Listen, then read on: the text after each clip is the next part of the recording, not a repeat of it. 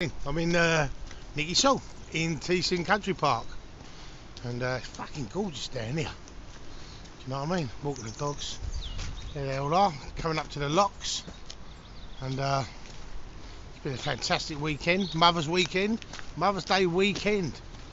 My mother's been passed many years, but gives me a time to reflect on those wonderful years that I did have with my mum, and grateful for those. And it came to mind that I done a talk last night down in Maidstone, and people were talking about what they would do on Mother's Day when they was drinking and using, and I look back on it now, and wow, I can't really recall doing too much at all with my mother. It was just another day. It was another Sunday. Sundays was a big day for me. Every day was a big day for me to go out and drink and use. And I thought, wow, she don't want me anyway. What she want me round her for? I might as well just go out and enjoy myself. And that's what I did, year after year after year. And you know, when it comes, I've said it before, if it comes between anything and me having a drink or a drug, you know, the drink and the drug always run out. And if you're in that way, if you're in that situation, that it doesn't matter what the event, what the ceremony, whatever it is, you know, you'll find yourself putting a drink or a drug before it. You've got a problem. You've got a problem. You know, whether you're an alcoholic or an addict, I have no idea, but I'm a chronic alcoholic.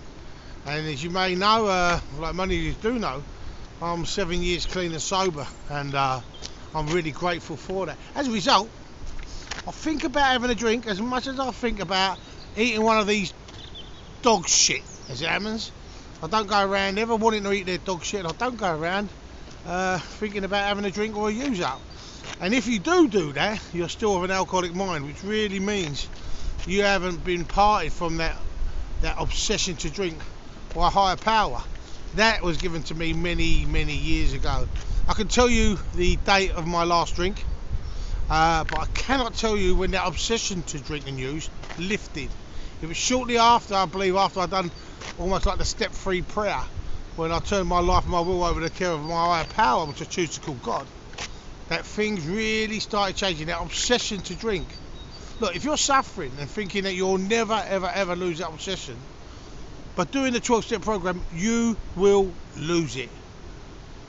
And as I found over the years, right, your life just becomes better because you're not spending all your time thinking about drinking. I used to always, if I wasn't drinking, I was thinking about drinking. That's long gone now. Now I think about how I can enjoy my day, how I can enjoy my week, looking forward to holidays, looking forward to talking to family and being with family. You know, just life's fucking great. You know, get yourself together to a 12-step fellowship, whether it be AA, CA, NA, whatever way you fucking want to do, just go and do it. You know, and you will have a life beyond your wildest dreams.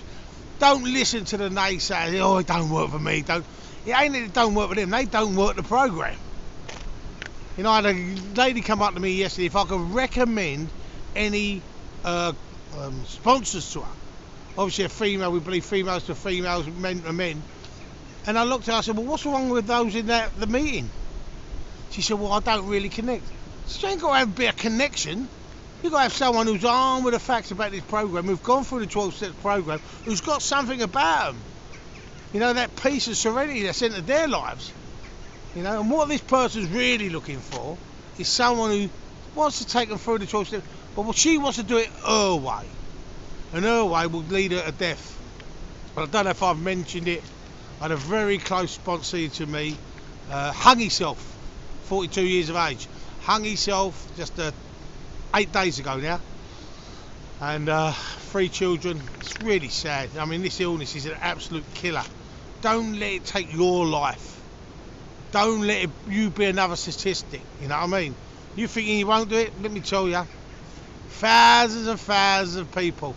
And it never goes, you know, the funny thing is about alcoholism or drug addiction, it never goes on a death certificate. Never. Don't never go on a death certificate saying, oh, the raving alcoholic. It goes, oh, something will happen. It'll have death by suicide. It'll have death by liver failure, heart failure, whatever. It won't say alcoholism.